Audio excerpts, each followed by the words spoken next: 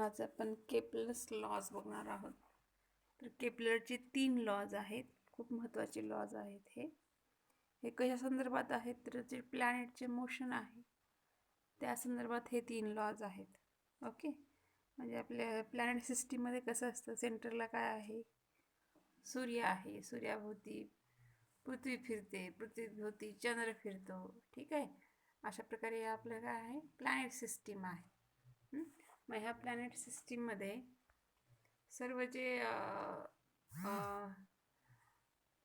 जे काही ऑब्जेक्ट्स आहेत किंवा जे काही प्लॅनेट्स आहेत त्यांचे मोशनची स्टडी कोण केला आहे, केपलरनं.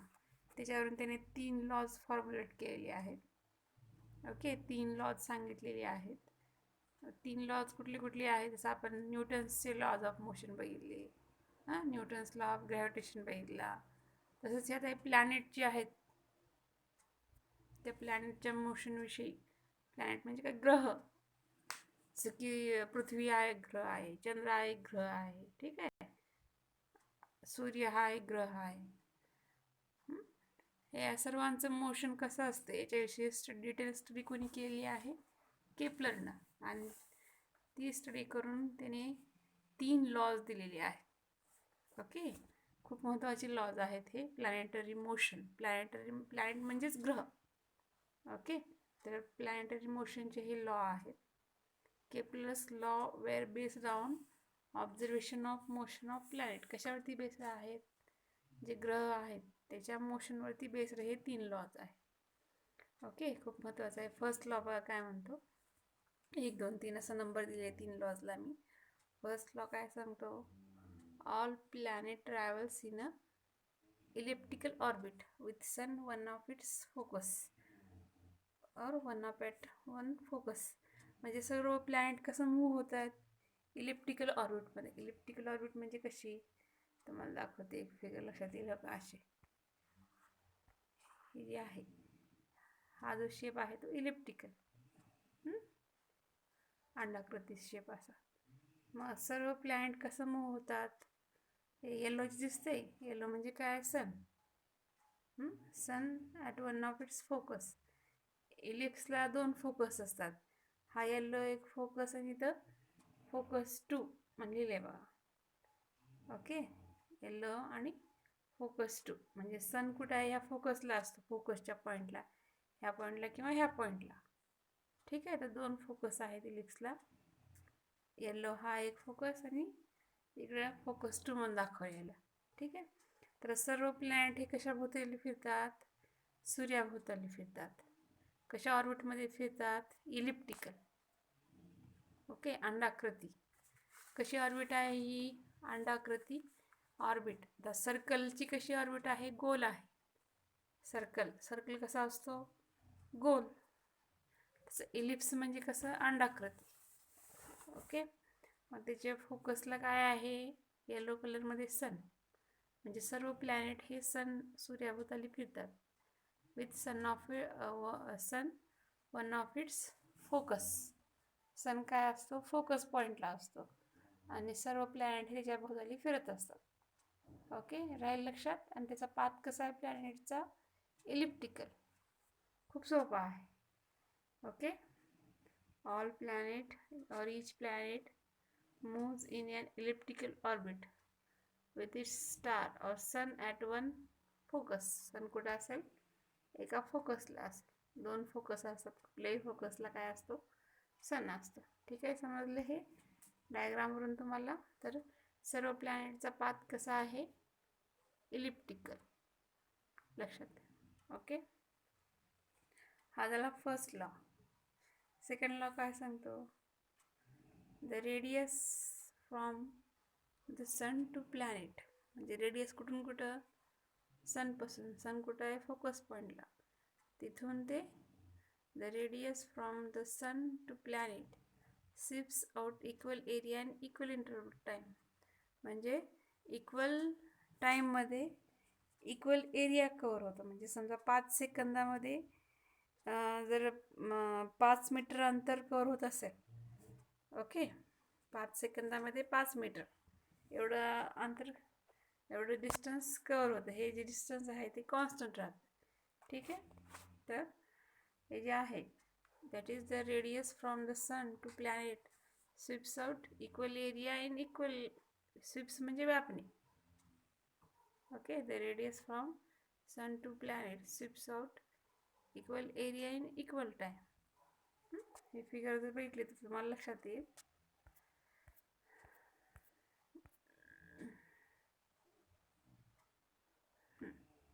हे जे आहे हा जो मोठा एरिया आहे,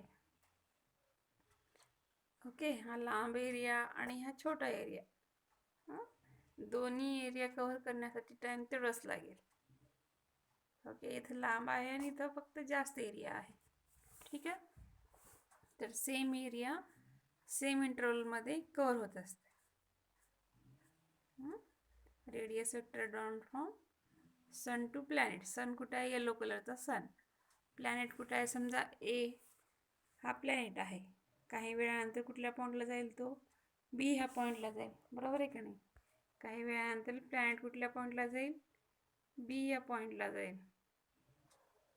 ओके, ए ह्या पॉईंटवरून हा येलो कलरचा सन आहे. समजा ए या पॉईंटला काय आहे? एखादा प्लॅनेट आहे.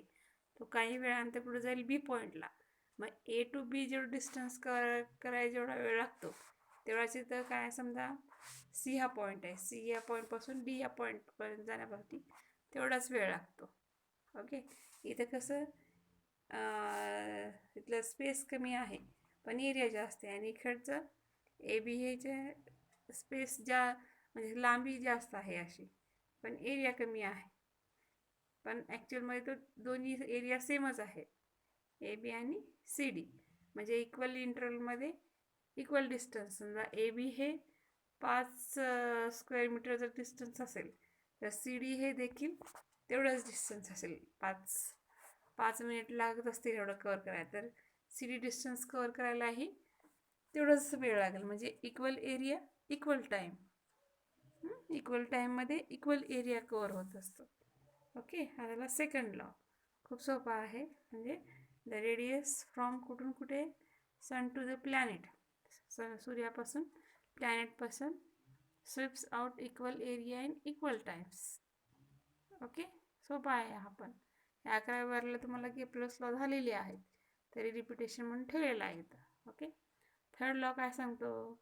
The square of the period of planet revolution. म्हणजे एक पिरियड कंप्लीट करण्यासाठी जो टाइम पिरियड आहे तो कशाला प्रोपोर्शनल आहे?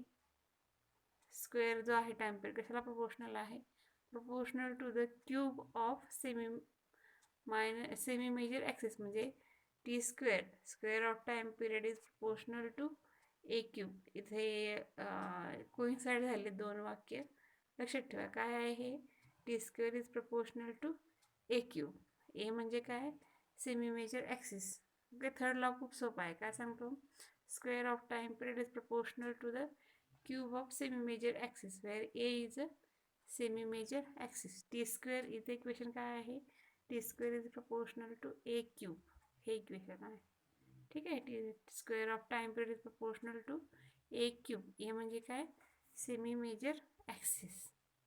Okay, shorter the orbit of planet around the sun, shorter the time taken to complete one revolution.